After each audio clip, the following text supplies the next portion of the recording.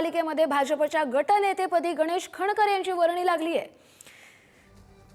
नगरसेवक गणेश खणकर हे अभ्यासू आणि महानगरपालिकेची माहिती असलेला अनुभवी चेहरा आहे। गणेश खणकर गेल्या अनेक वर्षांपासून भाजपमध्ये सक्रिय असून ते भाजपचे महामंत्री देखील आहेत। अतिशय महत्त्वाची बातमी, नगरसेवक गणेश खणकर यांची आता भाजपच्या गटनेतेपदी वर्णी लागली। राष्ट्रवादी काँग्रेस पार्टी, अजित पवार गट ही महायुतीचा एक घटक पक्ष आहे। भारतीय जनता पार्टी, शिवसेना, राष्ट्रवादी काँग्रेस पार्टी, अजित पवार या तिघांचं महायुतीचं सरकार हे महाराष्ट्रामध्ये आहे। आमचा आक्षेप हा एका व्यक्तीवरती होता, पक्षावरती नाही।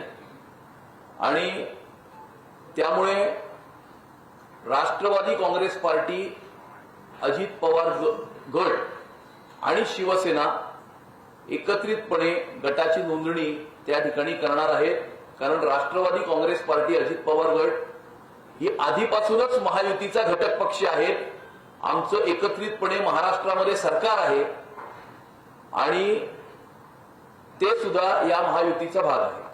सर, याचा अर्थ असं समजायचा की यापुढे राष्ट्रवादी युतीत असेल, मात्र तरीही नवाब मलिकांना भाजपचा विरोध हा कायम असेल।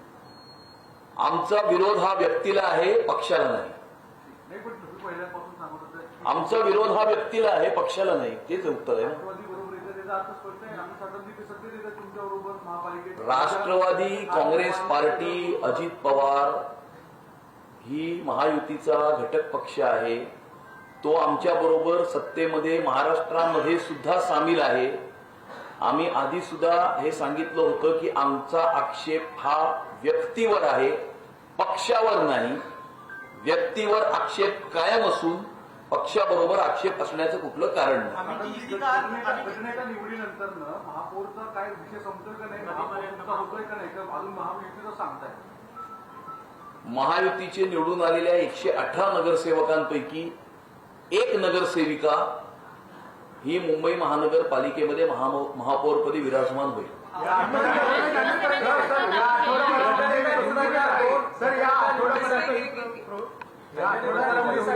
मुंबई महानगरपालिकेच्या महापौराची निवडणूक ही मी जाहीर करत नसतो, ही कमिशनर जाहीर करत असतात।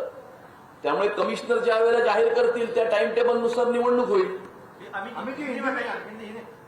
शिवसेना के पार्षदों से हमारी बातचीत, उनका कहना है कि कुछ वर्ष के लिए हमें मेयर पद मिले, शिवसेना को मिले, ऐसी हमारी इच्छा और ये मांग उन्होंने एकनाथ शिंदे जी को बताई है।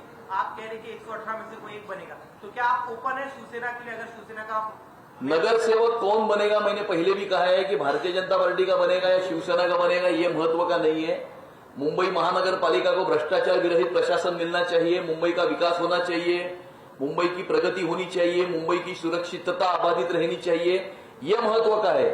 कौन सी पार्टी का नगरसेवक महापौर के पद पर बैठेगा यह महत्व का नहीं है। मुंबईकरों के सपने को साकार करना यह क्रम प्राप्त है। इसके अलावा आपने कहा कि एक व्यक्ति का, नवाब मलिक के मुद्दे पर आप कह रहे व्यक्ति का विरोध है, पार्टी का विरोध नहीं है।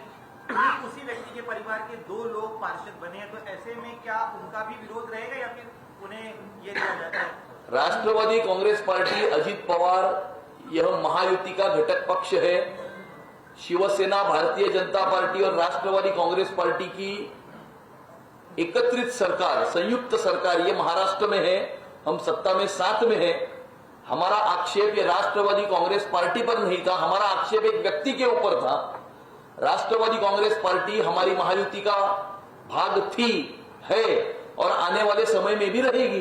अनेकदा सर तुम्ही बोलून दाखवलं होतं की आम्हाला राष्ट्रवादी काँग्रेसची ही गरज लागणार नाही, मात्र कुठेतरी समित्यांमुळे त्यांची गरज तुम्हाला लागते हे तुम्ही 114चा हाफवे मार्क आहे 227 मध्ये।